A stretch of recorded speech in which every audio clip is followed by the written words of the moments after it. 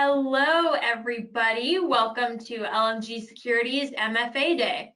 This session is for the Google Workspace Authentication Workshop. My name is Natalie Adams, and I'm your moderator for today. Our presenter for the webinar today is Matt Duran.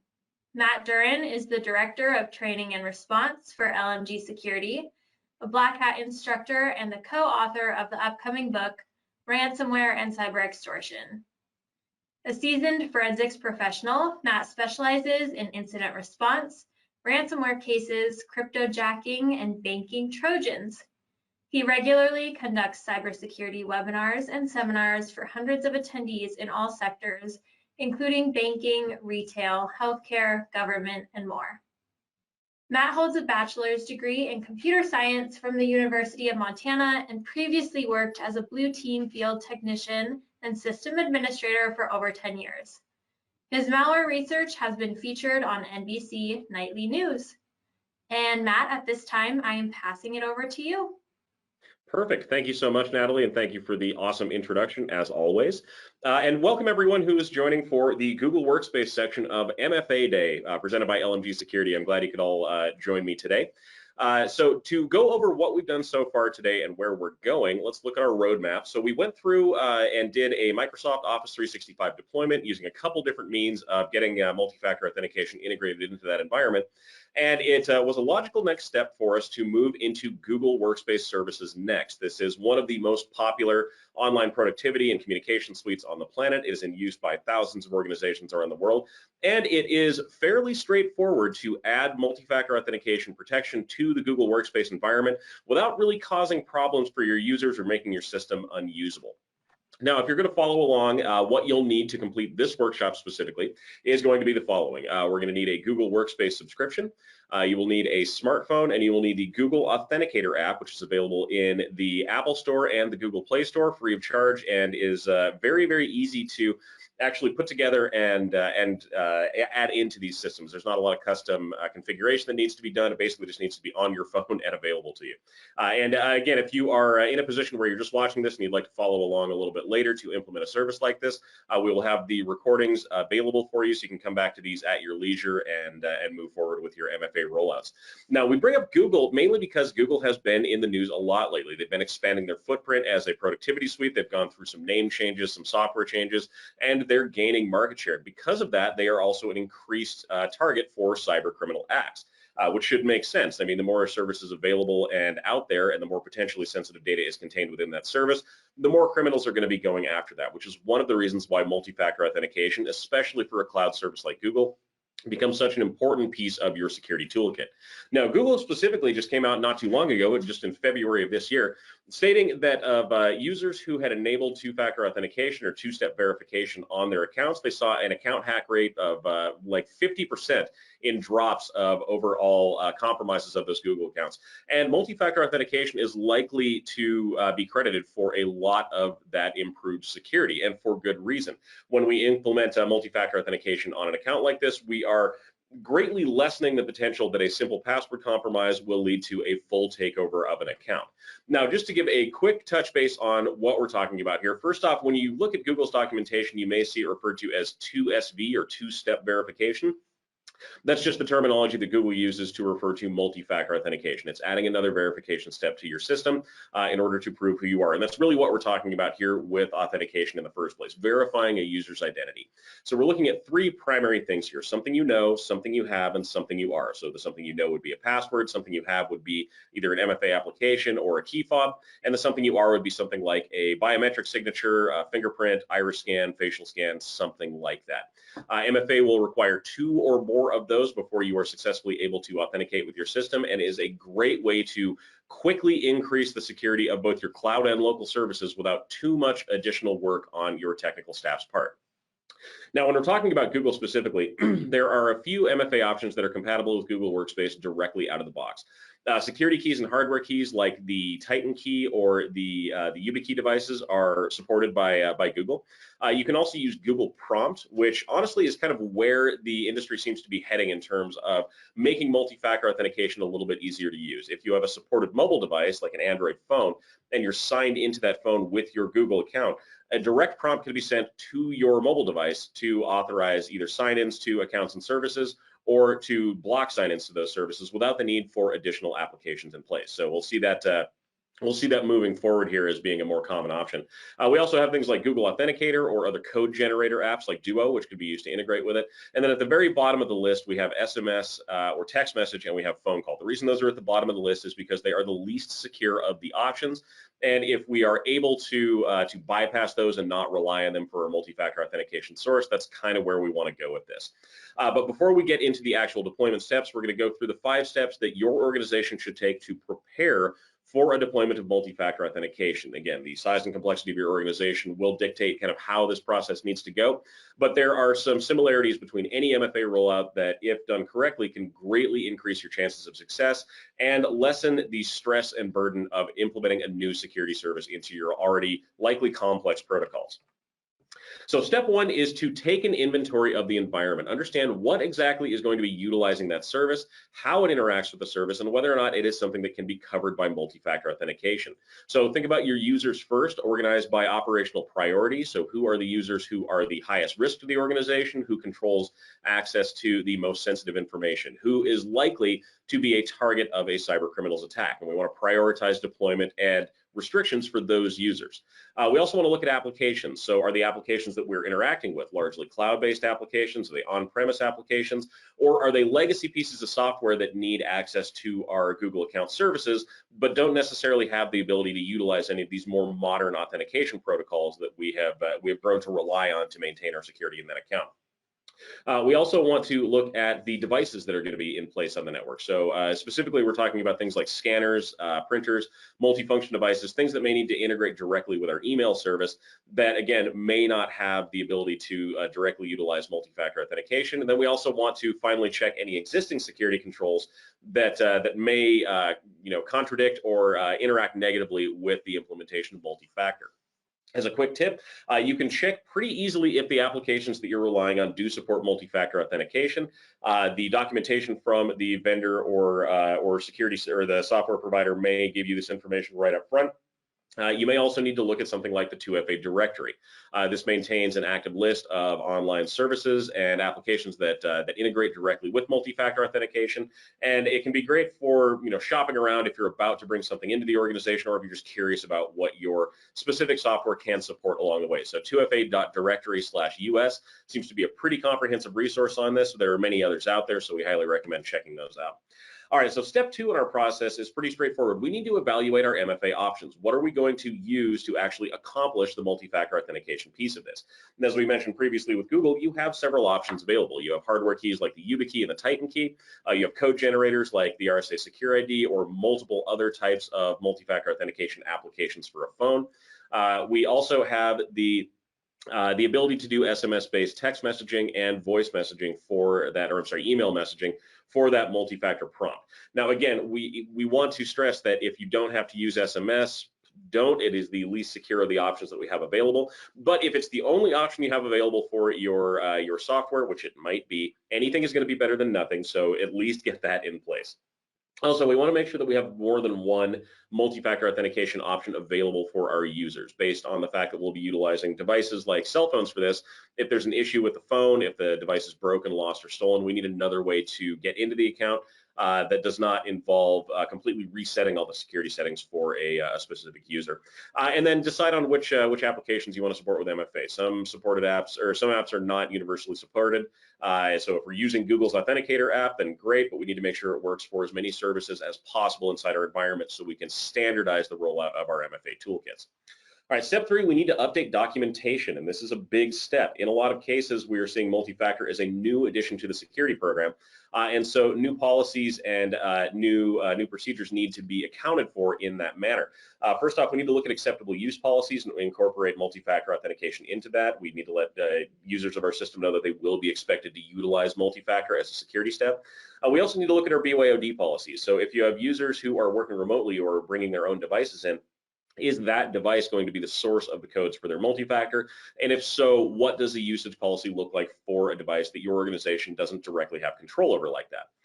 Next, we want to review our risk and our MFA requirements. We want to look if there are users who require slightly more restrictive policies. We want to look at how frequently these users are going to be asked to enter in a new multi-factor authentication code. If this is something that needs to happen every day, if it needs to happen every hour, if it needs to happen every week or every month, these are the policies we need to have in place ahead of time so we can configure our rollout appropriately. We also need to look at things like risk-based sign-ons, geographical locations, and anything else that we might want to have as a trigger for requiring the use of multi-factor. There's also internal factors we need to consider with our organization. So first off, we need to consider a balance of security and functionality. We don't want a multi-factor authentication rollout that is so restrictive to the users of our system that they can't perform their normal job duties or are hindered in performing their normal job duties. When we have that restrictive of a system, users oftentimes will look for ways to bypass that, which can become pretty dangerous for us and really kind of undo a lot of the good that we're trying to accomplish by rolling this out in the first place. We need to account for any regulatory or contractual requirements that we might have. There may be certain business relationships that you are entered into that require a specific level or type of multi-factor authentication. We need to make sure that we're meeting those obligations. And then we need to consider advanced policies for high-risk users, which you can do with Google Workspace. It's not that difficult, and we'll walk through that here in just a second. So a question that we get pretty frequently about multi-factor in general is, what do we do if a device that we're using for multi-factor authentication is lost or stolen? Unfortunately, this will happen. This is something that we need to plan for ahead of time and have procedures in place that allow users to remediate this largely on their own, but without causing undue stress on our technical staff. So first off, users need a method to report that type of an issue easily and quickly to appropriate members of your security team or your technical teams. Bring your own devices. Setups can be unpredictable. Remember, we're dealing with a lot of different kinds, manufacturers, models of phones, versions of operating systems, and we don't necessarily know that those are going to be solid, are going to be compatible with the MFA system, or they could end up just getting broken or dropped in the water or something like that. So we need to be ready for that. Hardware keys and phones will be broken or lost. This is just a fact of life. So the more we're prepared for that ahead of time, the easier this is going to be. And also from the technical standpoint, we need to know how to clear active sessions and remotely wipe sensitive content on any devices that are going to be interfacing with our network, especially if they are specific to our MFA rollout. So that if they are lost or stolen or do end up in the wrong hands, that they're not a threat to our organization as a whole. All right, moving forward, step 4, we need to create a deployment strategy, and this is hugely important. In most cases, multi-factor authentication is not something that you just want to turn on one day and expect to go well. That will not likely happen. So what we want to do is test first. Test with a small group of users with a varying level of technical skill. And this will help identify any consistent problems that come up during the deployment of your multi-factor authentication. If we can spot these things early in a very small group of test users, then we can develop our technical support playbooks ahead of time so that when we do our larger rollout, we are already prepared for these issues to come across our help desks, and we can move through them a lot more quickly. We also want to identify the core users that are going to be relying on multi-factor. So that, again, this is going to be high risk, high target individuals, people who work in finance, executive staff, people who control confidential information. We'll need to flag them ahead of time and make sure that they are covered. We also want to have a plan for remote employees. If you're working with employees who are not in your local area or who you were talking to primarily over video calls, then you may have difficulty with technical support for those employees if there are multiple devices involved. In this case, there will be. So we want to make sure that we have a plan set up ahead of time for that and that we are accounting for that. Managed and unmanaged devices become something we need to consider as well. If we are going to be utilizing smartphones for the key generation for our MFA prompts, who controls that smartphone? Is this one that is distributed by the organization and fully controlled, or is this truly someone's personal device that they're going to be asked to load an application onto and use for this purpose? And then plan to change strategy as needed. Nothing is ever perfect the first time around, so make sure that you are nimble enough that if there is a change that needs to be made to the plan, it doesn't throw off your entire deployment strategy at that point. All right, step 5, probably one of the most important things that you can do in a multi-factor rollout is inform your users of the change. This is not something that we want to be a surprise, mainly because if we throw this kind of jarring change to our environment out there, we're probably going to get a lot of pushback from users and from executive staff. It's going to cause problems for all of us all the way around. So as long as people know ahead of time, and understand why we are doing this, what the benefit of multi-factor authentication is, then we're going to find ourselves in a lot better shape. Also, we want to prepare documentation ahead of time so that users know how to activate the system and how to use it, and they are given plenty of advance notice. That actually leads to another question that we get pretty frequently about multi-factor rollouts, and that's how much lead time should I plan for in deploying multi-factor authentication? What does my timeline need to look like? How quickly can I do this, or how long can I take to do this and still have it function properly? And as with most things in the technological world, the answer is it kind of depends. If you are a large, very complex organization, then you may want to go a little bit longer on the rollout than this. If you're an organization with 4 or 5 people, then you may be able to knock this out over a weekend. But in general, we say to allow at least 8 weeks for deployment. This is just going to be a standard practice to have across the board, and this will give you plenty of time to inform your users and pre-configure your system so that we don't run into any of those obnoxious issues that we associate with new software and new service rollouts. We also want to anticipate any delays. This will likely not go as we originally planned it. That's just kind of how the world works. So we want to make sure that we are accounting for any potentials for delay of either rollout in applications or service or full implementation of MFA. We don't want to push it off that far, but we need to be prepared in case we need to push it by a couple of days. Also, we want to regularly remind users of the change, and we will mention that a few different times throughout the presentation. We want users reminded if we're going for that 8-week time frame, then they need to know at 8 weeks, they need to know at 6 weeks, they need to know at 4 weeks, at 2 weeks, at 1 week, at 2 days, at 1 day. We want to make that cadence really regular and really predictable for them so they're not surprised when we flip the switch, enforce multi-factor, and make everyone move on to that. And also, don't wait until this is an emergency. If it's an emergency, you are probably going to have a very stressful rollout. It's not going to go well for anyone. Okay, so quick recap on deployment preparation. We want to inventory our environment, know exactly what it is we're trying to protect and what needs to interface with the systems that we're protecting. We need to evaluate our multi-factor authentication options, pick one that's going to work for our environment and is going to be widely supported and available for our user base. Update our documentation to account for any changes to policy and make sure that we actually have policies associated with MFA. Create a deployment strategy and then inform our users of the change well ahead of time so we can get moving on the actual rollout. Okay, now that we have that covered, let's go into the actual rollout itself. So when we're talking about rollout options for Google's multi-factor authentication, there's a couple of different ways that we can go about this. And today we're going to cover 2 of those, and that's going to be the opt-in method of multi-factor authentication and the enforced multi-factor authentication. So we are going to allow users to do this on their own, and then for users that don't voluntarily jump in, we're going to give them a countdown, and then we're going to enforce and make this a requirement for our overall tenant. So let's start with the opt-in method first. So enabling Google MFA for Google Workspaces is a fairly easy process, and Google really does promote the use of this service. They want you using multi-factor authentication, and there's a lot of good reasons for that. As we mentioned previously, you'll often see this referred to in Google's documentation as 2-step verification or 2SV. It is multi-factor. It's just another way of saying that same thing. This has already been enabled by default since 2019 on most Google Workspace tenants, but it is not a requirement for the user. If it's opt-in only, then the user can turn this on their own if they'd like to, but they're not actually required to do so. If you have accounts that have been around since prior to 2019 that don't have multi-factor available for them, you'll need to go in through your administrative dashboard and actually turn that on for the users. And there are a couple different options that the users have for MFA. If we do a voluntary rollout like this, which is ideally what we can do for most of our users, they can really do most of the configuration on their own. They don't need to occupy IT space and time. They are likely going to be able to, especially for your more savvy users, get the QR code, get the app on their own, get their 2-factor authentication connected, and then we're good to go. We're off to the races. And so we are happy about that one. Now, if you do need to enable manually, it's a pretty easy process. Go into your Google admin dashboard, signed in as an administrator inside of your Google Workspace tenant, go into the authentication tab, hit 2-step verification, and then there's an option for allow users to turn on 2-step verification. Just like that, we have turned on our ability to have users opt into the multi-factor rollout that we're working with here in case they don't already have that ability. All right, so this is kind of what it looks like from the user side. So we have our user Victor Tim, and when Victor signs into his Google Workspace, he's going to get a prompt that says turn on two-step verification.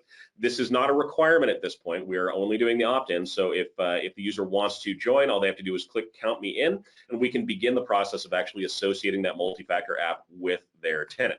So the very first thing we need to do is verify device ownership, and this will usually start with a text message. The user will put in a phone number where they can be reached.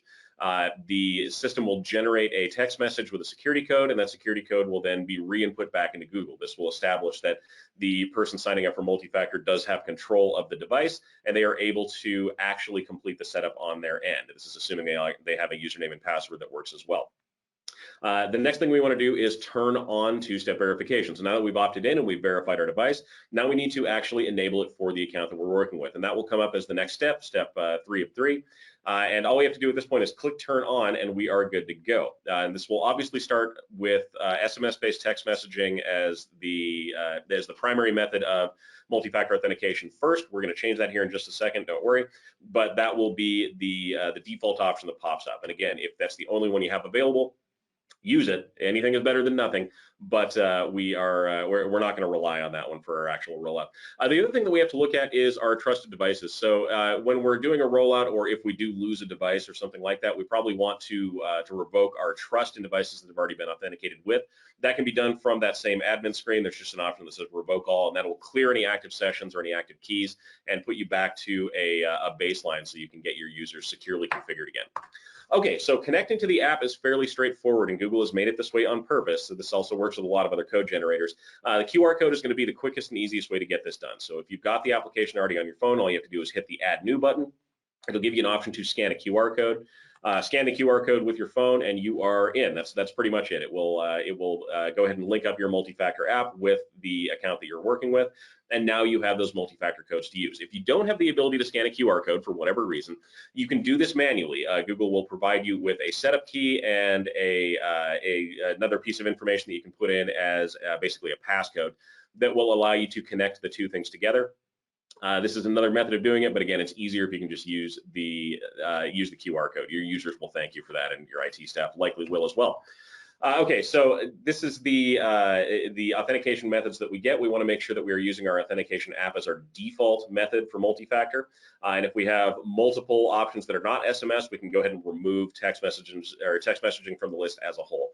If not, go ahead and leave that in there. It is important for us to have a backup plan. We don't want to leave users out in the cold if they do have a problem with their device. So we'll want to have at least some other form in there that we can use to bypass that app in case something happens with it and we are not able to access it. All right, so quick tips for an opt-in rollout like we did here. This is going to be a fairly low stress piece for your technical crew, mainly because users are likely going to be able to do most of this on their own, assuming that we do this correctly. So we want to notify our users of the MFA rollout, as we talked about before, get plenty of lead time letting them know this is going to be a requirement. We want to provide instructions for self-service configurations. And for many of the multi-factor authentication systems out there, this is a very easy process to accomplish with a few simple steps. We also want to track progress, see how people are actually doing inside our environment. From inside of the Google admin dashboard, we can track who has enabled multi-factor authentication, who has successfully connected.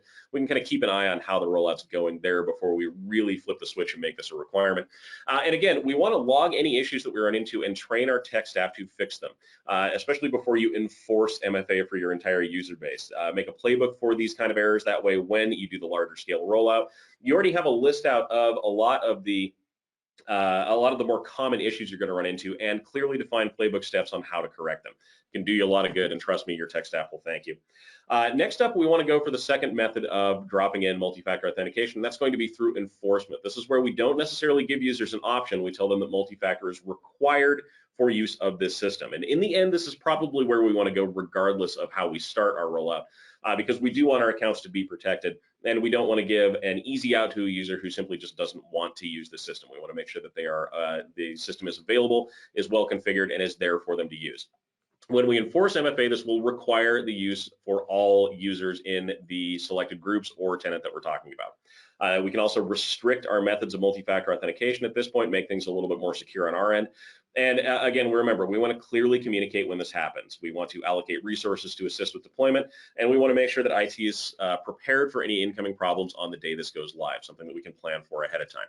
Now, if we're going to enforce multi-factor, again, it's very straightforward. We go into the Google admin dashboard. We go into the two-step verification settings. We go into security settings, and now we have an option to turn on enforcement for all users. And you'll see that on the screen up there at the top. We also have some options we can put in to make things a little bit easier on our users as they're coming into the new system by giving them an enrollment period. By default, normally this comes up to 14 days. We can set this to really whatever we want. And then we can also allow users to trust their device to lessen the frequency that they actually have to put in their multi-factor authentication codes. Again, your exact configuration will differ depending on your environment and your security needs, but this is where we get to set all that stuff up. The next thing we do is select our allowed multi-factor authentication methods. And Google, again, has made this pretty simple. We can select any as our MFA methods. We can select anything except verification codes via text and phone call, which is probably where we're going to want to go for a baseline deployment.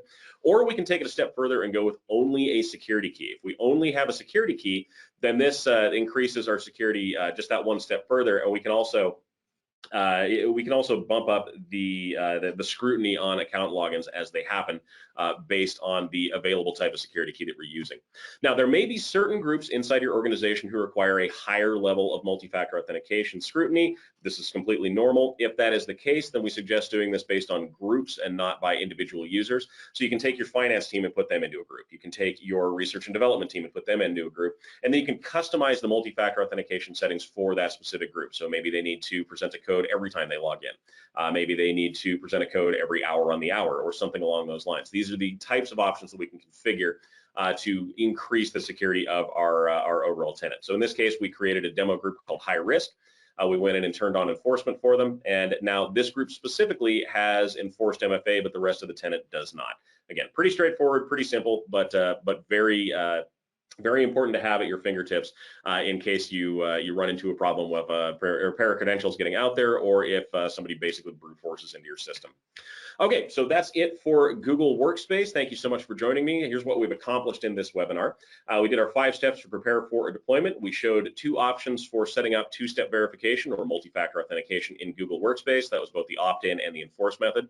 What we haven't done, more importantly though, is more advanced configuration. We also didn't go through any single sign-on steps. So if you'd like to see us go through a more advanced rollout of multi-factor, check out our upcoming webinar with Duo and the single sign-on implementation we'll be doing through Azure Active Directory. We're going to be doing that one at 3:00 p.m. Eastern Time today, 12:00 p.m. Pacific Time. So if you'd like to jump in and take a look, we welcome you to join us for the follow-up to this. If not, they'll be recorded. You can catch them on the website as well. Okay, that's it for me. If you need any help, please reach out right away. We are happy to assist you with any MFA deployment issues or questions that you have. You can get us at info@lmgsecurity.com, find us on Twitter, and we will take a break and answer any questions that popped up. Natalie, I'll turn it back over to you. Thank you, Matt. We do have a few questions that came from our audience during the presentation, so we'll get started with these. Do I still need a strong password if I use MFA? The answer to that is yes, you do still need a strong password if you're using multi-factor authentication. We want to approach security in layers. So the fact that we have this great security feature of multi-factor authentication is outstanding, but we don't want to go lax on our other security protocols as well. So we still recommend full 16-character passwords, follow NIST standards for those, and make sure that you're still following your basic security hygiene steps to maximize your overall security presence. All right, great. Next question. Can I have some members of my organization use MFA and let some others go without it? Yeah, and that's a question that we get pretty frequently when we're planning out multi-factor authentication rollouts. I mean, we've all got groups of users who either are not what we consider to be high risk, so we don't know if we need to put in the time to make them utilize MFA, or we have users that we know ahead of time are going to push back against that kind of usage. In general, if we're going to be deploying MFA inside of an environment, we want to deploy to everyone. High-risk users are a priority, but low-risk users, if their accounts are compromised, can still lead to further compromise inside the system just based on the access they already have. So in most cases, unless there's a really good reason why somebody doesn't need to use multi-factor, we pretty much like to put it out there for just everyone.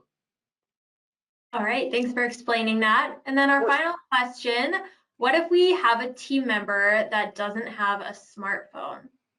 That is a good question. So if you have a team member who does not have a smartphone and can't take advantage of using something like the Google MFA app, there are other options that you can take advantage of that are either just as secure or in some options more secure than that application by itself. What we don't want to do is automatically default to using text messages just because they may just have a flip phone or something like that. If that's the case, then we would highly recommend going with something like a hardware key fob. So a Titan key or a YubiKey or something like that, or a code generating key fob, something they can keep on their keychain and grab the code off of as they need it. But there are options out there that don't involve the smartphone that are just as easy to configure as the Google MFA app. All right. Thank you, Matt. And thank you to everyone who attended this session. My name is Natalie Adams with LMG Security. Thank you and have a great rest of your day.